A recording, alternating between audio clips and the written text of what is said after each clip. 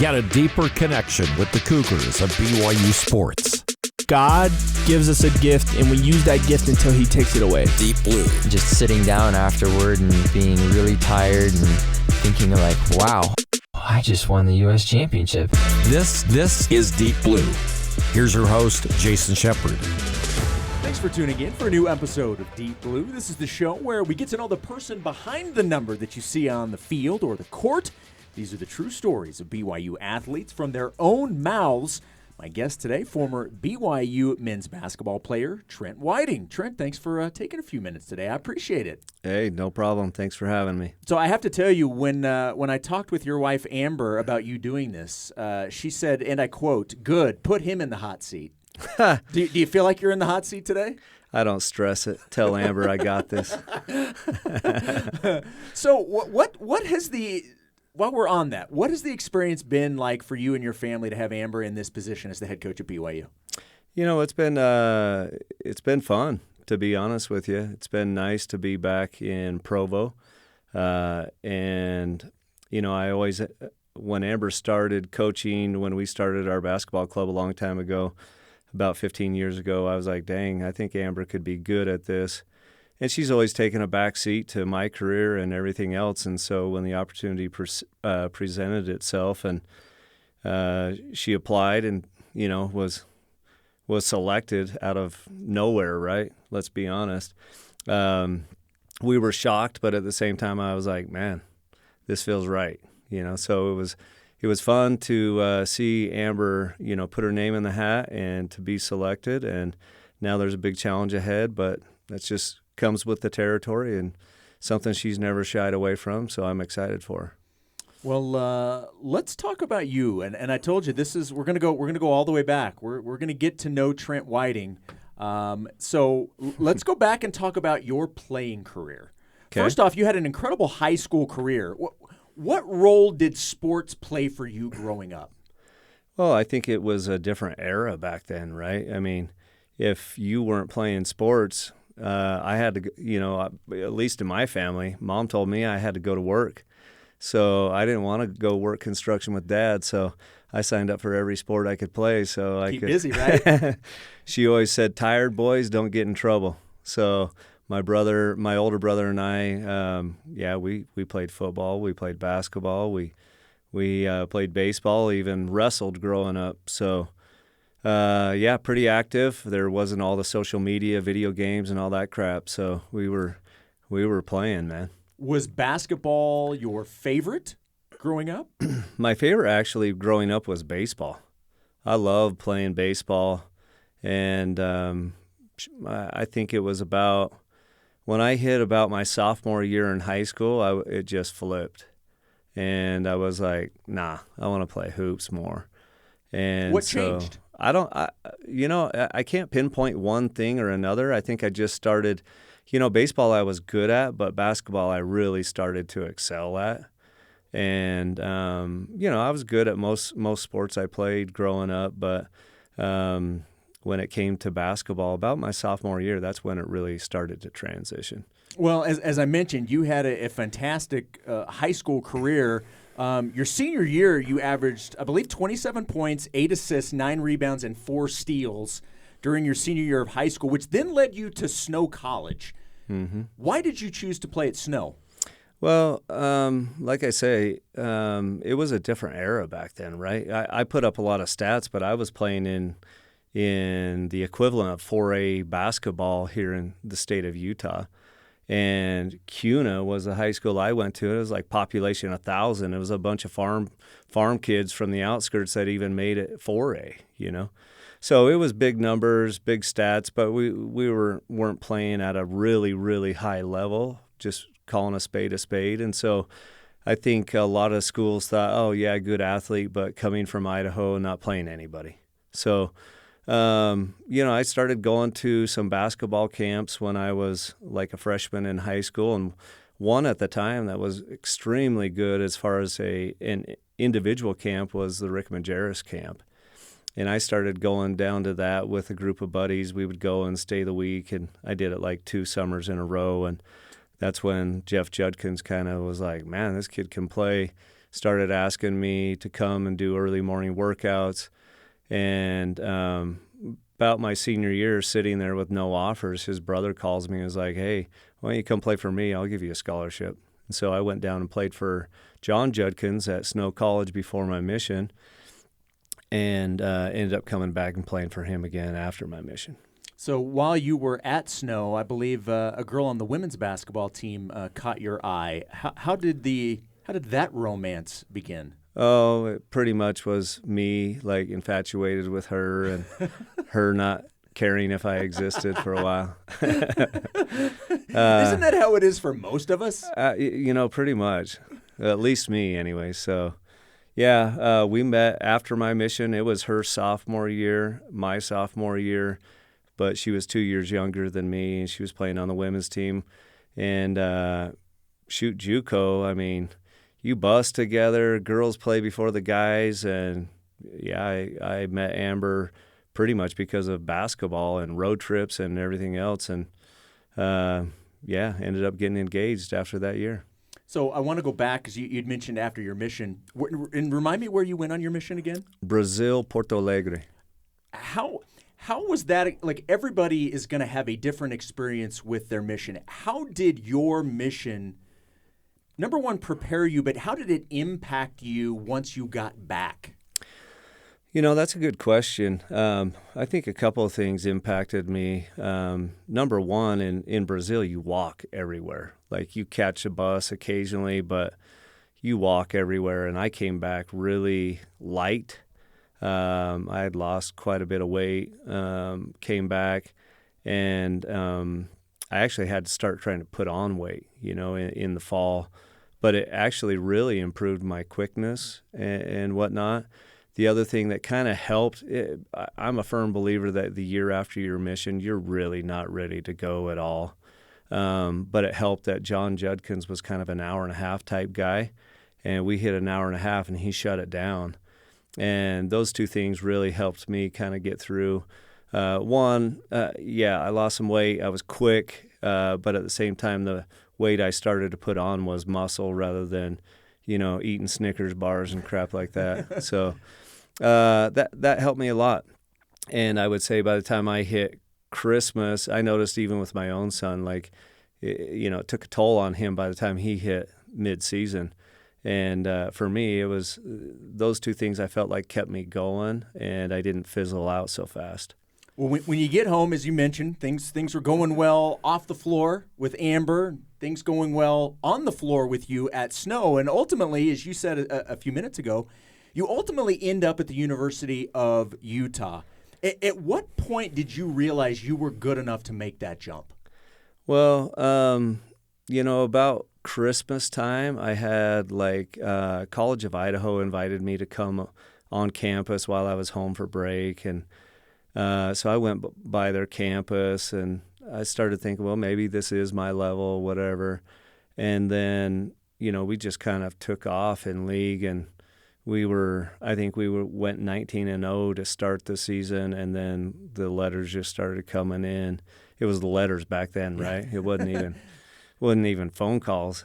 And then we had about probably 10 games left, and I would come home and the answering machine was full of, college coaches, and it just started taking off from there. And yeah, it just kind of blew up, and I ended up finishing number 2 in the junior college All-American voting rankings, and to a guy who ended up going on and playing at LSU. And so, yeah, once I got to about that point, I knew I was at that level. How validating was that for you, that all the hard work was paying off?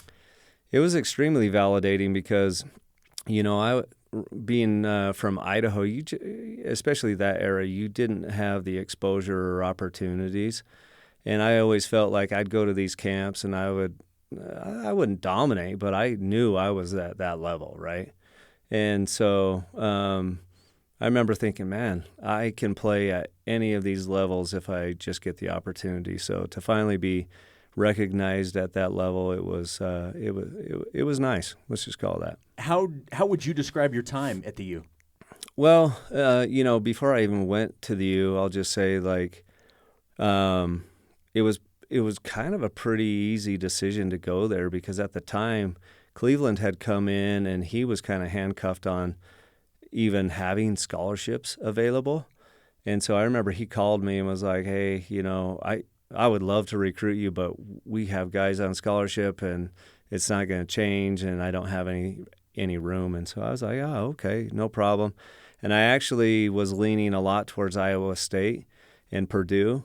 Both would fly in frequently to Ephraim, land in a small airport and come watch games. And I thought that was big time, Oh, and yeah.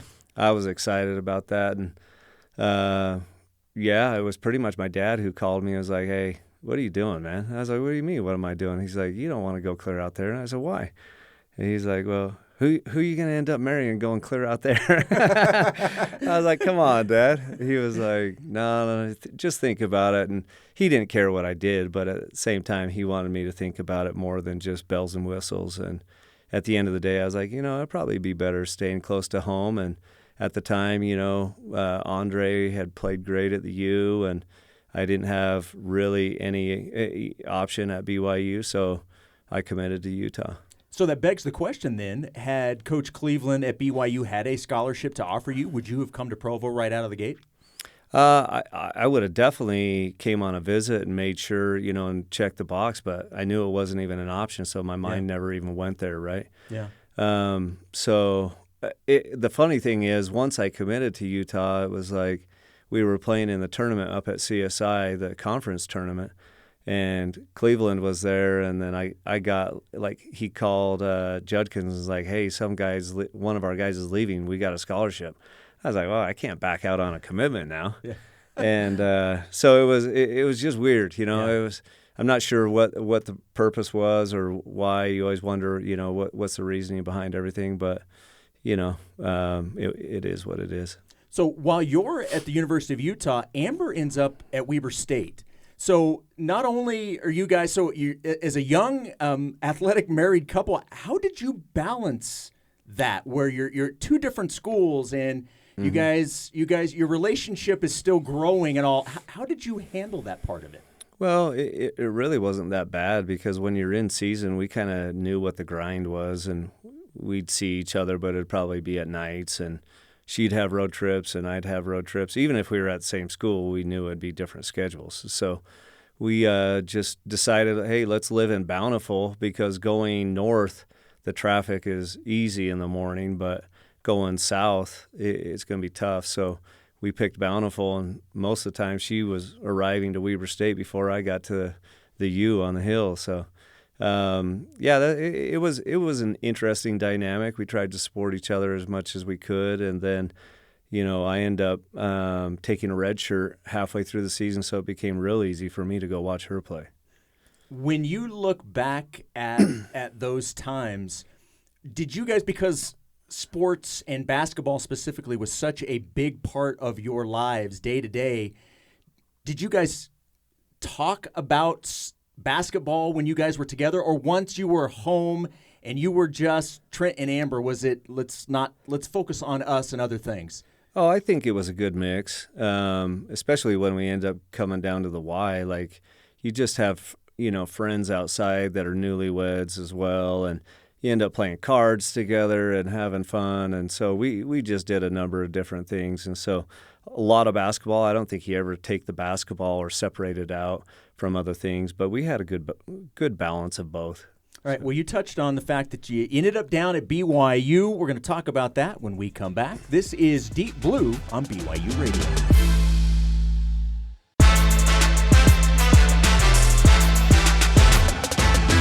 Welcome back to Deep Blue. Jason Shumpert along with my guest Trent Whiting. And before the break, we're about to get to the part where you go from the red to the blue and you transfer from Utah to BYU. What went into that decision? Well, it was, I tell people all the time, I was at a point at Utah where I felt like I didn't really evaluate the playing style ahead of time as well as I should have. I was just excited to be playing Division I basketball. And that's one of the things that I tell kids all the time coming out of high school nowadays is, you got to really evaluate and make sure the program fits your style of play.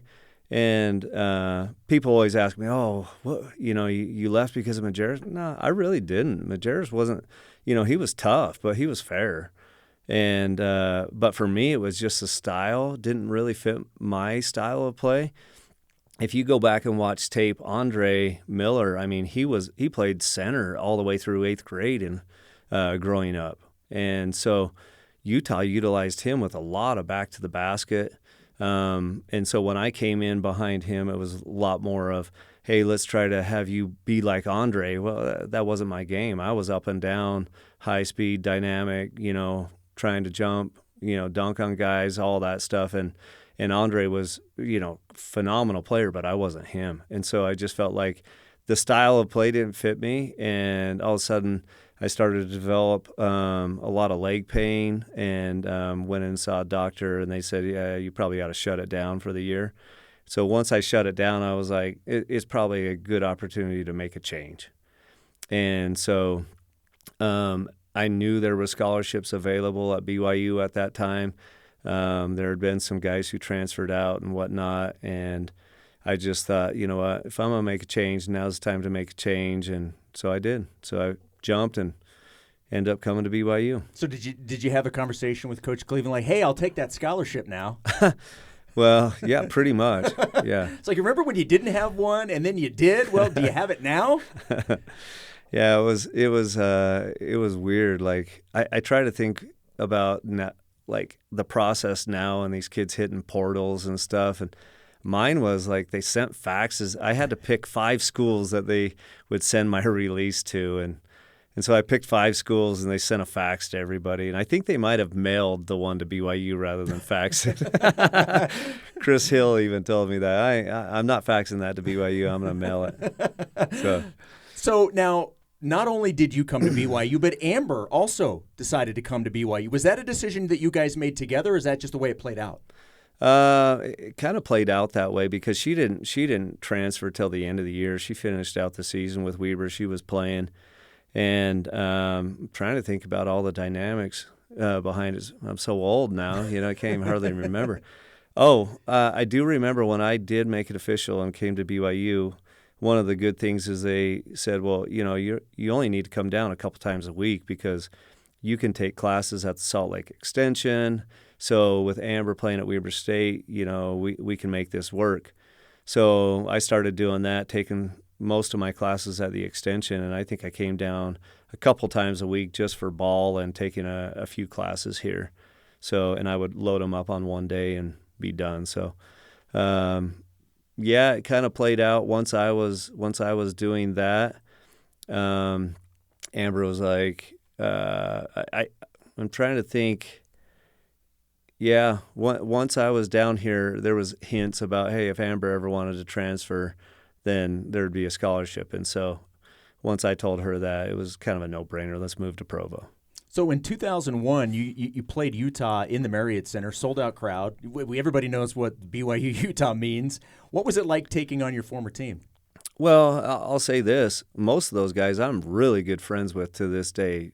Jeff Johnson, Chris Burgess, all of those guys, Phil, you name it, across the board, bunch of studs. I really enjoyed playing with those guys. And so I think there was some video of, like, before the game where we're all kind of laughing and stuff. And so for me, it was, it was a big rivalry, but at the same time, for me, it was kind of a loose game. I felt comfortable. I didn't really feel the tension of it, Well, clearly, you had 21 points to lead the Cougars in that game. Yeah, it was so fun. I would say, well, I'm going to give a shout-out to Britton Johnson because I put one in his eye that we still exchange text messages about.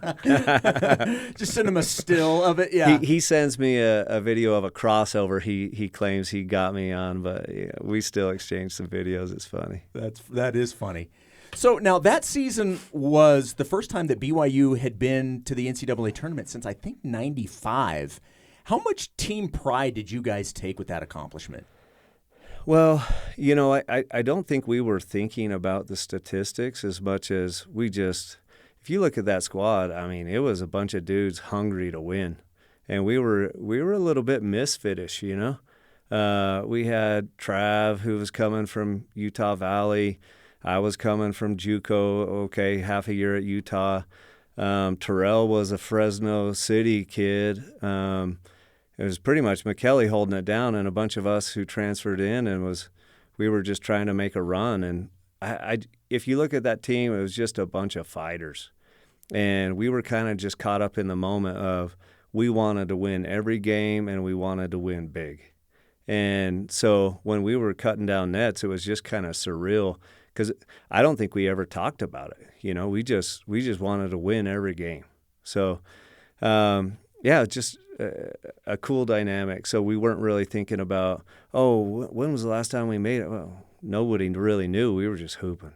Just going out there and just hooping it up. So take me through now. Your collegiate career comes to an end, and there's always that decision. Okay, am I going to continue pursuing basketball?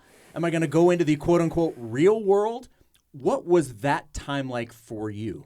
Well, it was kind of weird because they actually took my last year from me here at BYU because they claimed when the Mountain West was put together, it was the summer right before I committed and signed at Utah.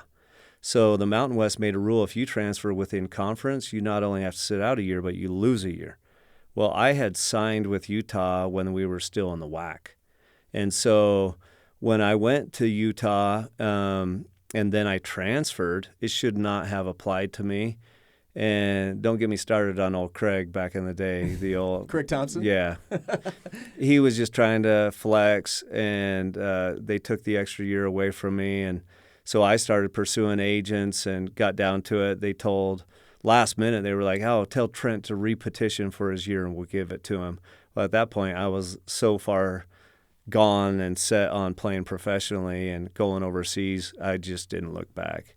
So I had always planned on playing pro. It was always a dream of mine.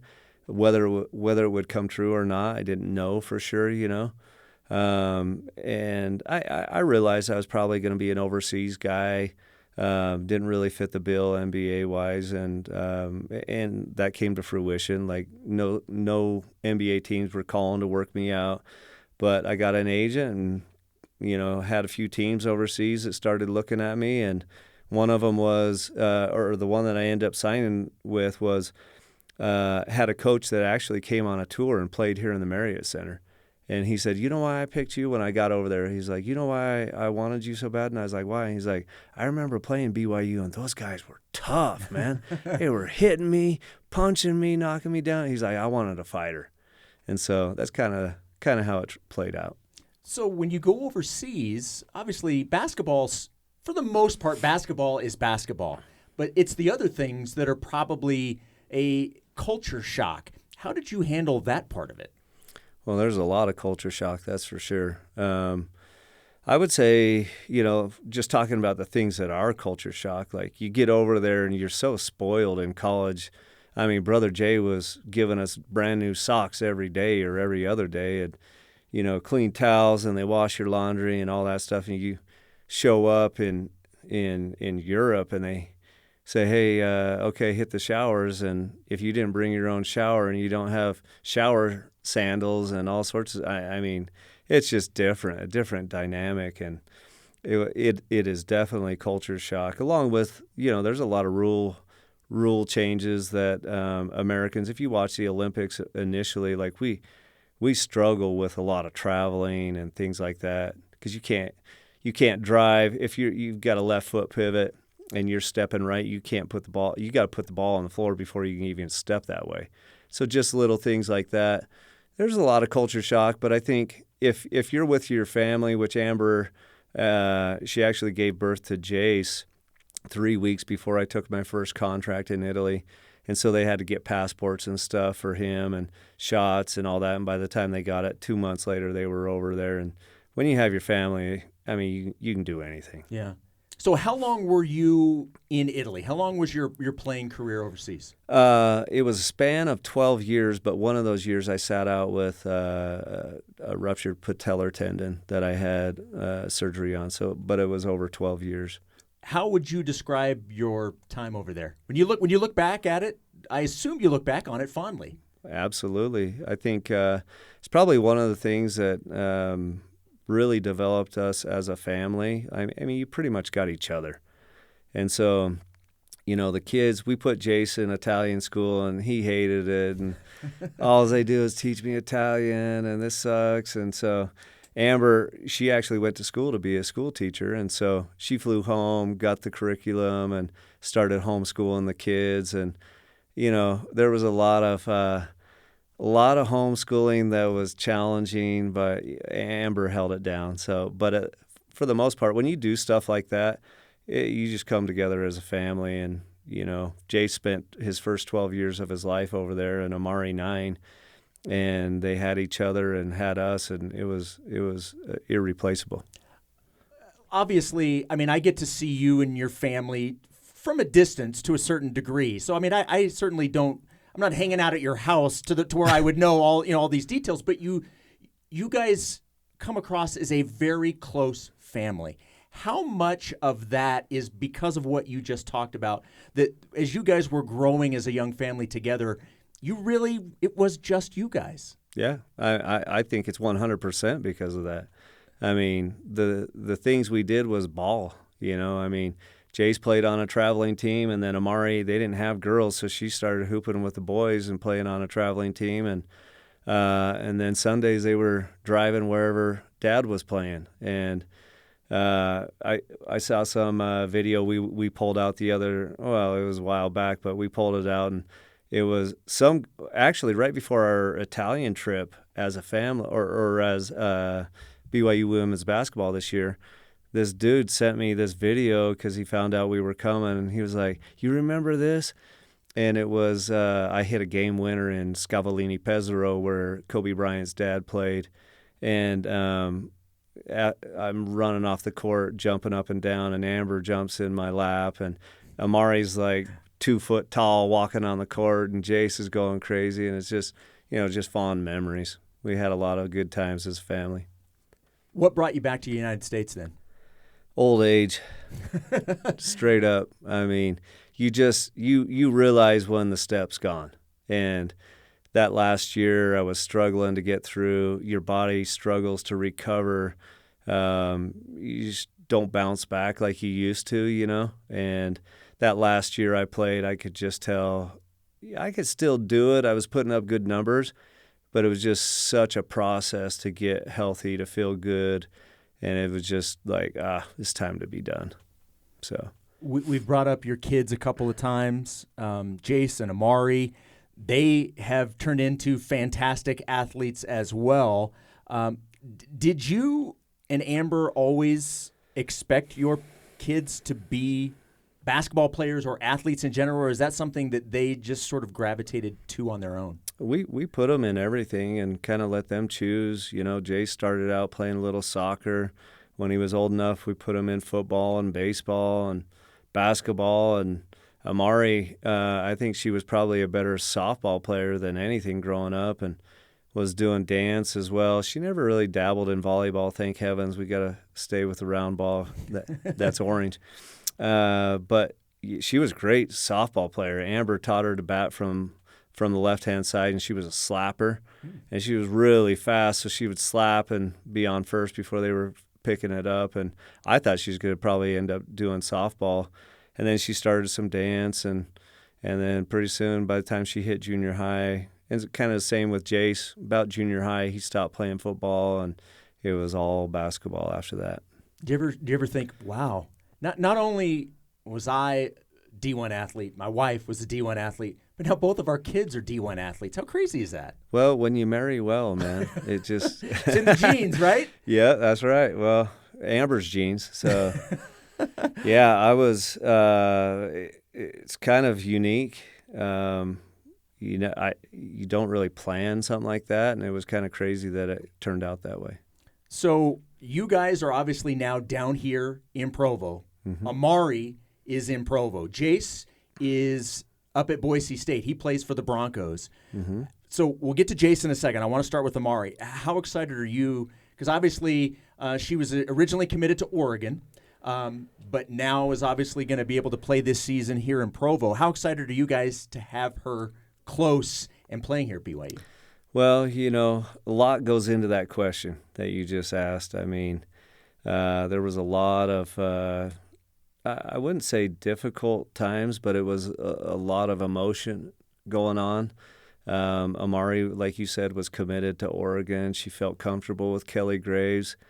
Mom gets the job here and decides she wants to follow mom and come here and takes her official visit here at BYU and tears her ACL.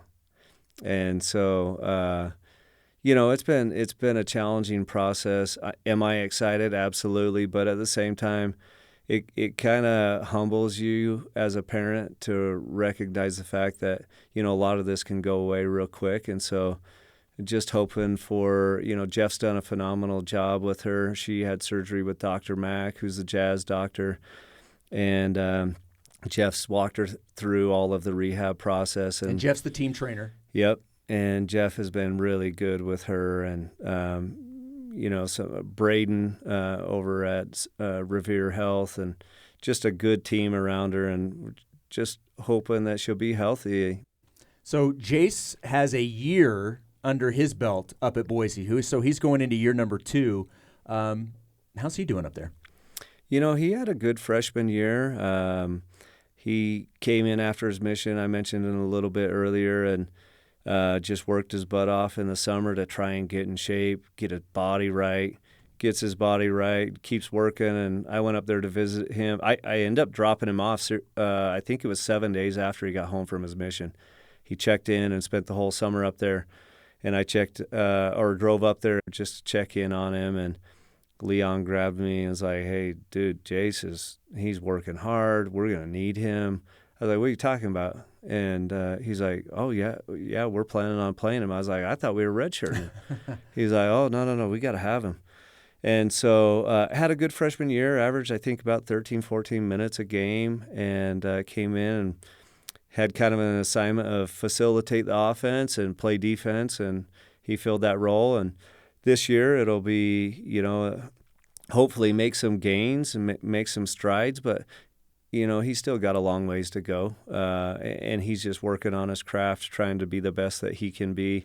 I always remind him, Jace, I never touched a D1 court till I was a junior in college. So these first couple of years, I think kids get ahead of themselves too fast, thinking, "Oh, man, I need to start right out of the gate, and if I'm not, I need to hit the portal." And I think Jace has done a good job of being patient, listening to his coaches, and trying to improve on his game so that he can be a valuable asset for years to come. When he committed to Boise, you guys were all up in Idaho, so he's probably thinking, "Oh, I'm going to get mom and dad. Yeah. They're going to be able to come to all my games." Now you're all down here. Yeah. Was it hard to leave him up there?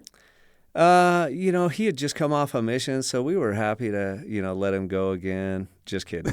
Not really. Let him spread his wings. But for me, it was like, I kind of felt like, well, this is normal. He's been gone. He's going to go check in. Yeah, I wish we were closer to see him more, but I think Amber was more disappointed than I was, and I just wanted to see him have a good opportunity.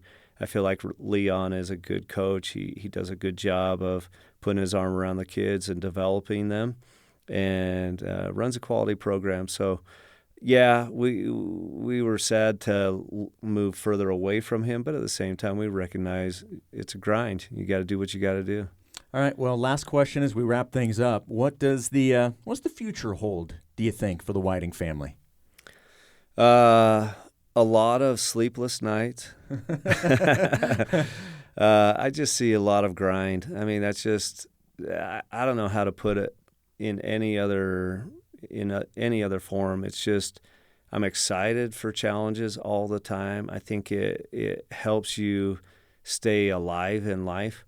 I don't think this is going to be an easy process going into the Big 12. And I was just, I was thinking the other day, and I was like, man, this is going to be tough. But I love the challenge. I love the girls that are on this roster that Amber has put together.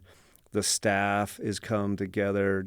The addition of John with Morgan and Lee and Natalie, and all the way down through the new video coordinator and personal assistant. I mean, they're all ball. And I just see the girls putting up a fight night in and night out and not being a team that's going to roll over. And I think at the end of the day, the reason why people love college sports is the kids will get in and lay it all on the line, and that's what the Cougar fans are going to be wanting to see, and I think the girls will be bringing it.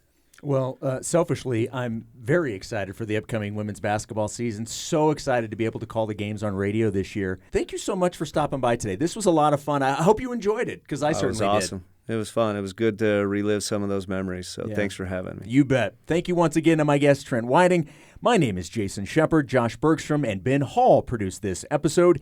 Deep Blue's senior producer is Cleon Wall. You can download and subscribe to Deep Blue on all podcast platforms or find all episodes on the BYU Radio app. Deep Blue is a production of BYU Radio.